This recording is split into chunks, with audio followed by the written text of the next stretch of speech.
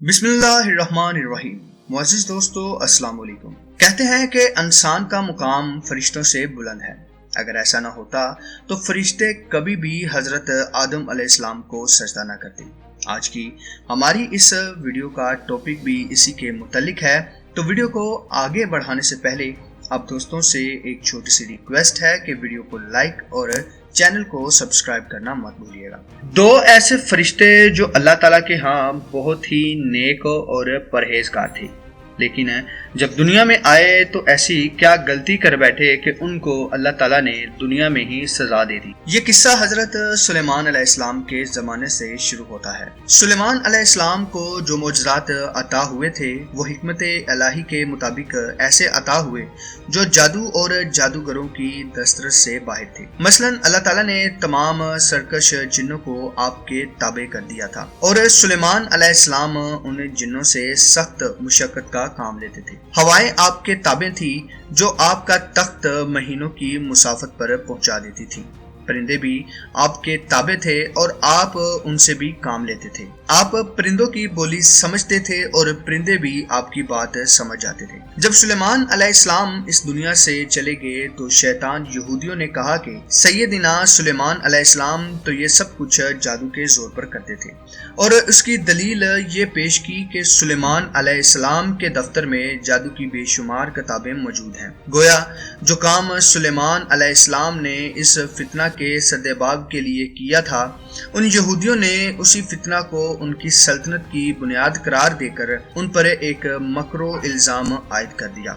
इस मुकाम पर अल्लाह ताला ने इसी इल्जाम की तरदीद करते हुए फरमाया कि ये कुफर का काम सुलेमान अलैहिस्सलाम ने नहीं किया था, बल्कि इन शैतान लोगों ने किया था जो जादू सीखते और सिखाते थे। दोस्तों, अब यहाँ से उन दोनों फरिश्तों का तस्करा शुरू होता है जिन्हें अल्लाह ताला ने इंसानी रूह और इंसानी सफात देकर जमीन पर भेजा। किस्सा मुख्तसर कुछ यूं है कि एक रोज अल्लाह ताला ने आसमानों जमीन के पर्दे हटा दिए और फरिश्तों ने देखा कि इंसान जमीन में फसाद, कत्लो गारत और शराब नोशी में मुब्तला है। ये सब कुछ देखने के बाद फरिश्तों ने बारगाह इलाही में अर्ज की कि मौला, इंसान बहुत बदकार है, ये तेरी खिलाफत के लायक नहीं है, इसलिए इंसान को मनसबे खिलाफत से हटा दिया जाए। ये सुनने के बाद अल्लाह पाक का इरशाद हुआ कि इंसान में गुस्सा और शहवत है। अगर ये चीजें फरिश्तों को दे दी जाएं तो वो भी गुनहगार हो जाएंगी।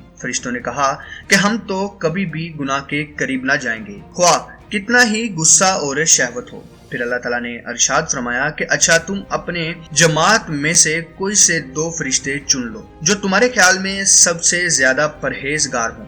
फिर उन्हें गुस्सा और शहवत देकर दुनिया में भेजा जाएगा ताकि उन्हें आजमाया जा सके। चुनाचा हारूत और मारूत जो बहुत परहेजगार फरिश्ते थे मुंतखब हो गए और उन्हें गुस्सा और शहवत देकर शहर बाबिल में उतार दिया गया और कहा गया कि तुम दोनों काजी बनकर लोगों के दरमियान फैसले किया करो और शाम को इसमें आज़म के जरिए वापस आसमान पर आ जाया करो। ये दोनों फरिश्ते यानी हारूत और मारूत करीबन एक माह तक इसी तरह आते जाते रहे। इस अरसा में उनके अदलो इंसाफ का चर्चा आम हो गया और बहुत से मुकदमे उनके पास आना शुरू हो गए। एक रोज मुल्क फारिस की एक हसीन और जमील औरत जोहरा नामी ने अपने शोहर के खिलाफ मुकदमा दायर किया। ये दोनों उसे देखते ही उस पर आशिक हो गए और उसके साथ बदअमली की ख्वाहिश की। उसने उनसे कहा कि मेरा और तुम्हारा दीन अलग है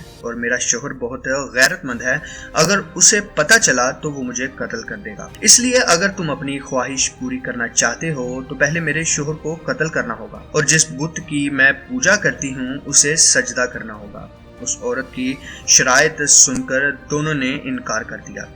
वो औरत तो वापस चली गई, लेकिन उन दोनों के दिल में उस औरत की इश्क की आग भड़क उठी। कुछ रोज तो उन फरिश्तों ने बर्दाश्त किया, लेकिन एक रोज मजबूर होकर उस औरत को मुलाकात के लिए पैगाम भिजवा दिया। उसने फौरन उन दोनों को मिलने के लिए बुलवा लिया।